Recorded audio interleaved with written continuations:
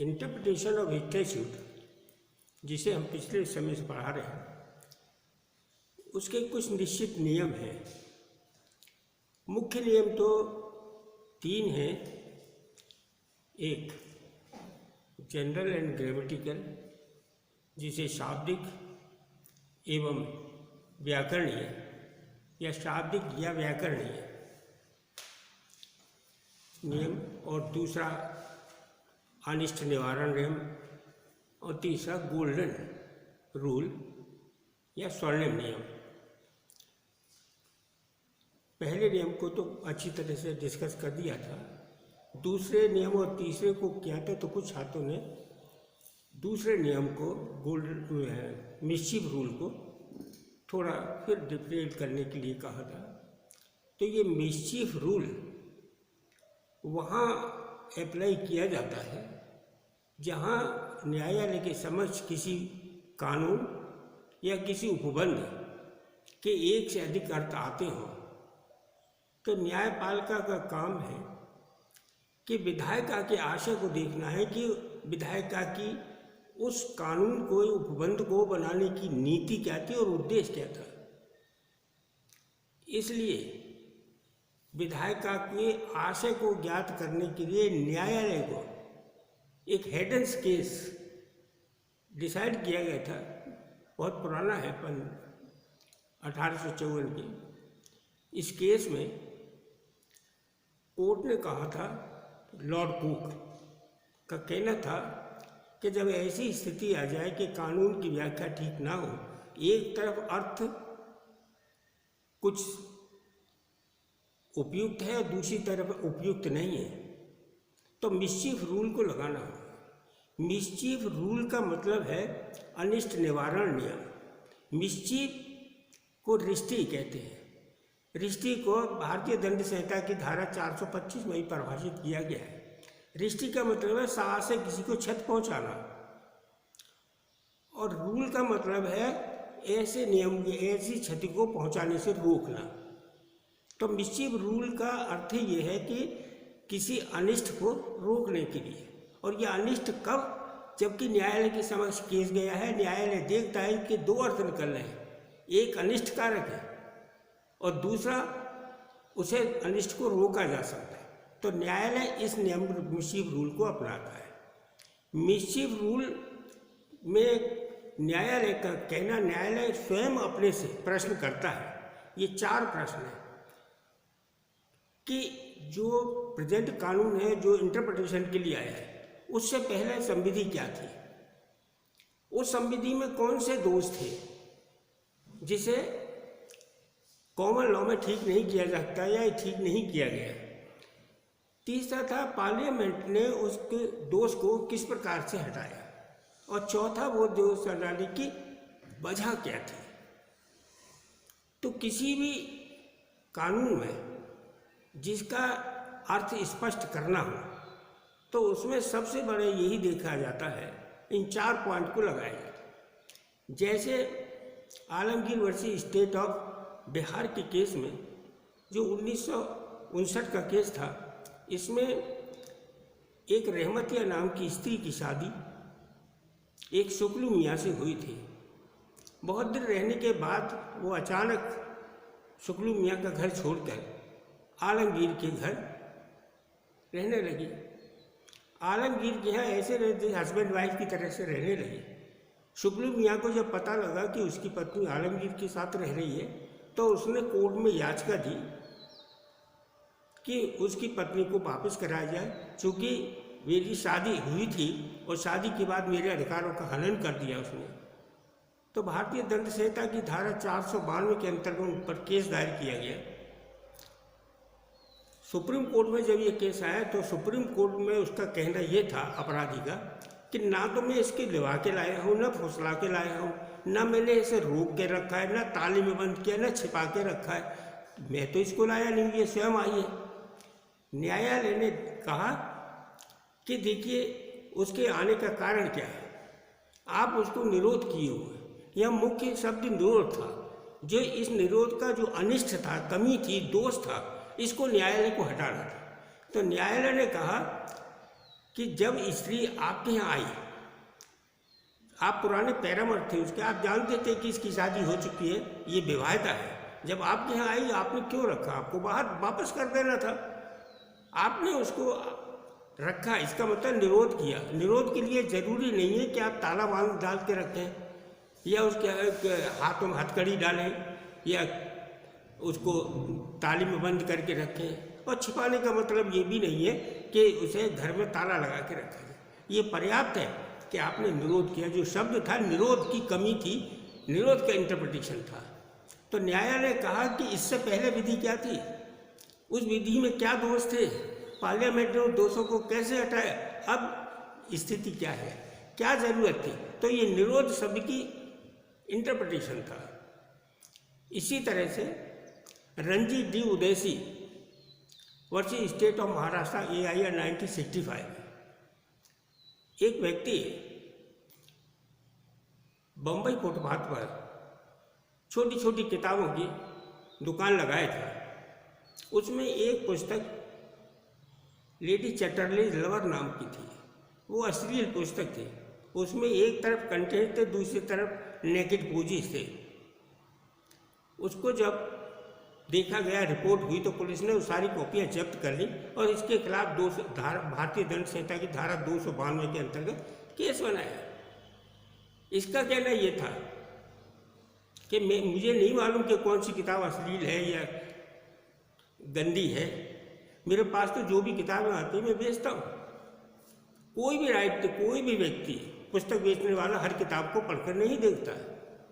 लेकिन कोर्ट ने कहा कि इसमें एक अनिष्ट है कि उसको किताब को बेचने वाले को कैसे रोका जाए।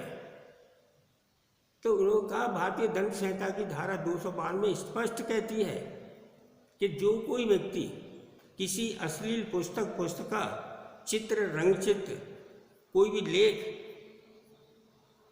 या किसी अन्य ऐसा सामान बेचेगा जो अश्लील है, या बाहर से मंगाएगा या बाहर भेजेगा या ऐसा व्यापार करेगा जिससे पैसा कमाता, तो इसको रोकने के लिए ये जरूरी है, ये दृष्टि है, इसको रोकने के लिए मिसयूज रूल लगाया जाए। और उससे उसका ये कहना कि वह नहीं जानता था, उसकी ऐसी कोई इच्छा नहीं थी या ऐसा कोई आशय नहीं था कि वो गंदे साहित्य को बेचे, तो कोर्ट ने कहा वो ठीक है, लेकिन भाषा स्पष्ट कहती है कि जो कोई व्यक्ति ऐसे साहित्य को बेचेगा, घुमाएगा, फिराएगा, दूसरों को दिखाएगा या सर्कुलेट करेगा तो या लाभ कमाएगा, तो वो दोषी ठहराया जाए, क्योंकि इसकी वजह से अगर छोड़ दिया जाए तो अश्लीलता फैल जाएगी। इसी तरह से एक केस था, बहुत इम्पोर्टेंट था, स्मिथ वर्सेस ह्यूज। ये 1960 का केस था। एक state offences against state act 1959 में इंग्लैंड में बना। उसके अंतर्गत ये था कि वैश्याएं सड़क पर खड़ी होकर व्यक्तियों को अपने अश्लील हरकतों से इनवाइट करती थी, अट्रैक्ट करती थी और सड़क पर भीड़ लग जाती थी, जिससे आवागमन में बहुत परेशानी होती थी। इस एक्ट के अंतर्गत ये बनाया कि सड़क को बाधित न किया जाए।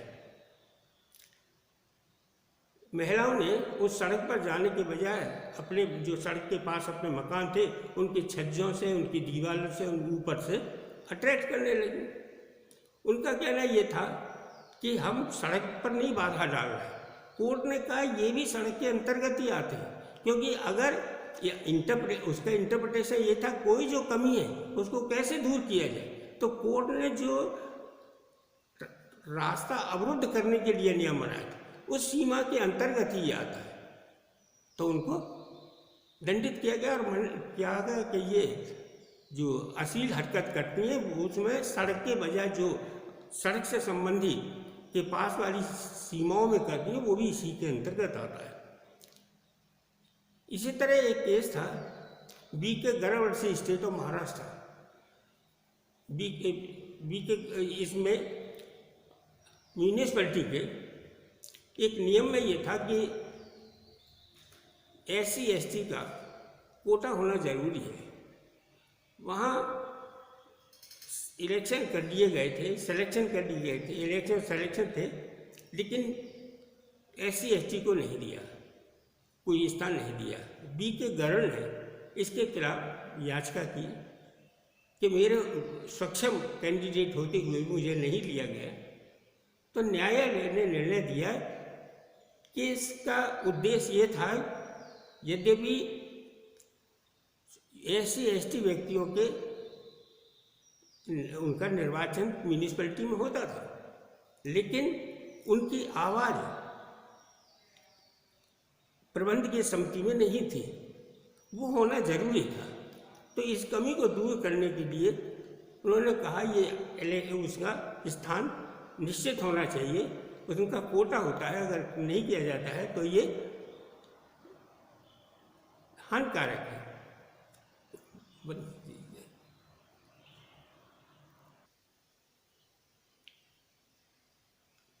इंटरप्रिटेशन का ये तीसरा नियम गोल्डन रूल नाम से जानते हैं। हालांकि गोल्डन रूल कोई नया रूल नहीं है, ये शाब्दिक अथवा ग्रामेटिकल इंटरप्रिटेशन का ही एक मॉडिफाइड रूप है। जब न्यायालय के समक्ष ऐसी प्रॉब्लम आ जाती है कि किसी उपबंध या किसी नियम का निर्वचन अशुद्धता, असंगति,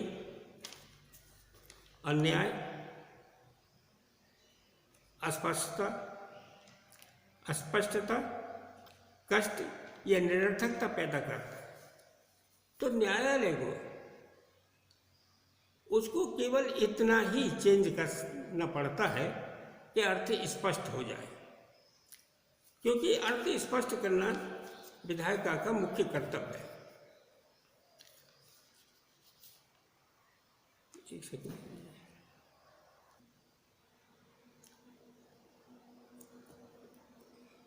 इस गोल्डन रूल के अंतर्गत जब ऐसी स्थिति पैदा होती है कि असंगतता, अनर्थ, अस्थिरता या कष्ट पैदा हो, तो न्यायालय शाब्दिक अथवा व्याकरणीय व्याख्या को थोड़ा सा इस तरह से मॉडिफाइड करता है कि अर्थ स्पष्ट हो जाए। जैसे ली वर्सेस नॉब के केस में, ये 1960 का केस है, 1959 में एक ऑफेंस स्टेट एक्ट बना था, उसकी धारा 77 क्लॉज 1 के अंतर्गत ये प्रावधान था कि जब कोई व्यक्ति से कहीं सड़क पर एक्सीडेंट होता है तो वहाँ वो रुकेगा और फिर जाएगा। यहाँ व्यक्ति ने, एक्यूज ने से एक्सीडेंट हुआ, उसने गाड़ी को एक क्षण रोका और चल दिया। जब उसके खिलाफ केस दायर किया तो उसने इस सेक्शन को कहा, तो कोर्ट ने कहा कि गोल्डन रूल ये कहता है भैया कि अगर कोई कष्ट या अनियमितता या अनर्थ हो रहा है तो उसको रोकने के लिए थोड़ा सा न्यायालय उसके अर्थ को चेंज कर देता है। यहाँ इसका मतलब ये था कि उतनी देर वहाँ रुकेगा कि जितनी देर में कोई सक्षम अधिकारी वहाँ उसकी रिपोर्ट ले सके, उसको इन्फॉर्म कर, उसका संज्ञान ले सके, कैसे एक्सीडेंट हुआ, क्यों हुआ, और इसको निपटारा किया गया। इसी तरह स्टेट ऑफ पंजाब वर्सेस केसर जहाँ के केस में 1894 में लैंड एक्विजिशन एक्ट बना था, उसकी धारा 18 के अंतर्गत सरकार को यह अधिकार दिया गया था कि कोई भी जमीन सरकार के हित के लिए, जनता के हित के लिए एक्वायर कर सकती है। उसमें एक प्रावधान ये था कि अगर किसी व्यक्ति को उसमें कोई आपत्ति हो तो सिविल एक्शन के अंतर्गत 6 महीने के अंतर्गत अपना आवेदन कर सकते हैं। यहाँ केसर जहाँ को जब ये पता लगा तो उसने अपनी नॉलेज से, जब से उसे पता लगा तो 6 महीने के अंतर्गत उसने केस दायर किया। न्यायालय ने उसका क्लेम कहा कि हालांकि एप्लीकेशन में था कि 6 महीने के अंदर वो अपनी आपत्ति कर दें। उसको ये आपत्ति में अगर थोड़ा सा कष्ट ये हो रहा था कि उसे मालूम ही नहीं था, अगर उसे मालूम होता तो वो तभी कर देती, तो उसकी नॉलेज से 6 महीने के अंतर्गत माना जाना चाहिए। ये सही इंटरप्रिटेशन है। इसी प्रकार state of Madhya Pradesh versus Azad finance company, Azad finance company के ट्रक चलते थे। उन ट्रकों में एक बार मध्य प्रदेश में कुछ अफीम वगैरह ले जाई जा रही थी। मालिक को ऐसा मालूम नहीं था कि मेरे ट्रक में माल जा रहा है। 9 अगस्त 1878 में सेक्शन 18 के अंतर्गत ये था कि जो कोई भी ऐसा प्रोहिबिटेड माल ले जाएगा तो उसे कन्फिस्केट किया जा सकता है, उसे जब्त किया जा सकता है, जब्त करने योग्य है। 1955 में उसमें अमेंडमेंट हो गया और अमेंडमेंट के अंतर्गत था उसे कन्फिस्केट किया जाएगा। इस व्यक्ति को जो कैरियर ट्रक का मालिक है उसको मालूम नहीं था। उसने ये सिद्ध भी कर दिया कोर्ट में कि उसको ऐसा कोई ज्ञान नहीं था कि उसके ट्रकों में ये प्रोहिबिटेड माल डाला। तो न्यायालय ने ये आदेश दिया कि प्रॉपर्टी जब्त की जा सकती है, प्रोहिबिटेड प्रॉपर्टी, लेकिन ट्रक को रिलीज किया जाए। तो ये गोल्डन रूल के अंतर्गत ही ये केसेस निपटाए गए। इसी प्रकार बहुत से केसेस हैं जिसमें यह कहा गया है कि अगर कहीं इंटरप्रिटेशन में न्यायालय को प्रतीत होता है कि सही अर्थ नहीं है, इसका सही अर्थ अमुक स्टेप लेने से हो सकता है, तो न्यायालय उसका मॉडिफाइड रूप निकालता है। और ये जनरल इंटरप्रिटेशन है जिसको हम शाब्दिक या ग्रामेटिकल इंटरप्रिटेशन के अंतर्गत ही आता है। आज के लिए मिस्चीफ रूल और गोल्डन रूल इनको कंप्लीट करते हैं और नेक्स्ट वीडियो में हम अगला टॉपिक सामंजस्य का लेंगे और भी 2-4 छोटे नियम हैं जो इंटरप्रिटेशन स्टैट्यूट से संबंधित हैं, उन्हें डिस्कस करेंगे। Thank you.